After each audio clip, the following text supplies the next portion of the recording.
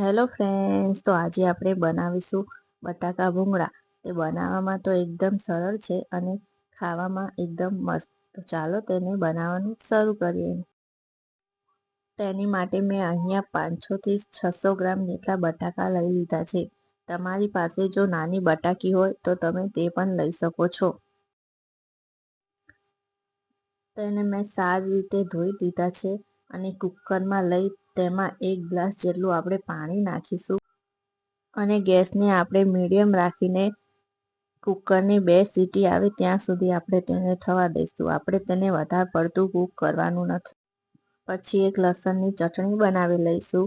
તેમાં મેં અહીંયા 15થી 16 નંગ જેટલી લસણની કળી લીધી છે અને 2 ચમચી આપણે તીખું મરચું નાખવાનું છે અને 1 ચમચી આપણે મોરું મરચું નાખીશું.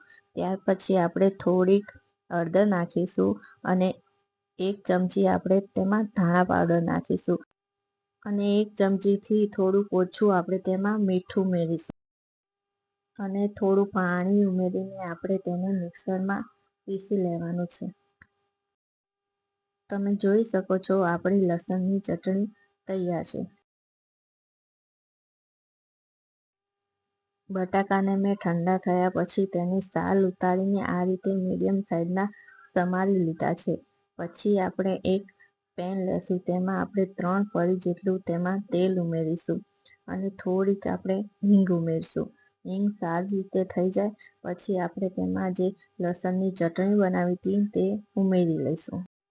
સારી રીતે તેને મિક્સ કરી લેશું અને આપણે તેને 2 થી 3 મિનિટ જેટલું આપણે તેને થવા દઈશું જેથી લસણની કચાશ તેમાં ના રહે.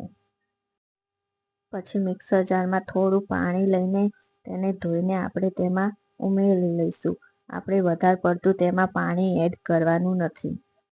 પછી તેને સારી રીતે મિક્સ કરીને આપણે તેલ છૂટું ના પડે ત્યાં સુધી ચટણીને થવા દઈશું.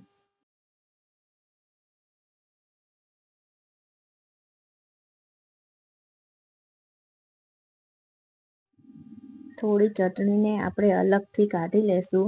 જે સર્વ કરતી વખતે વધારે તીખાશ માટે આપણે તેને ઉપરથી નાખીશું.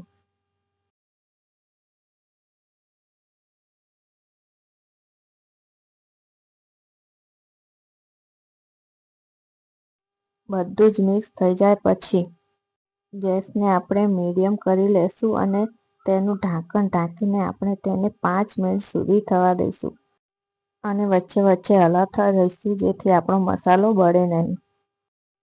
ઉપરથી આપણે તેમાં ધાણા નાખીને સારી રીતે તેને મિક્સ કરી લઈશું. તો તમે જોઈ શકો છો આપણો બટાકાનો મસાલો એકદમ તૈયાર છે. તો ચાલો આપણે હવે ભૂંગળા બનાવી લઈએ. તેની માટે મેં અહીંયા આ રીતના મોટી સાઈઝના ભૂંગળા લઈ લીધા છે. પછી આપણે એક કઢાઈ લેશું. તેમાં આપણે તેલ ગરમ થવા મૂકી દઈશું.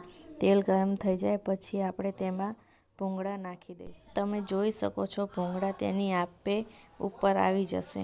પછી આપણે જારામાં લઈને બધું તેલ નિતારીને તેને બહાર કાઢી લેવાના છે. એ જ રીતે આપણે બધા જ ભૂંગળાને તળી લેશું. તો આપણા બધા જ ભૂંગળા તળાઈને રેડી છે. તો ચાલો તેને સર્વ કરી લઈએ. ઉપરથી આપણે લીલા ધાણા અને ઝીણી સમારેલી ડુંગળી એડ કરીને તેને સર્વ કરી લેશું.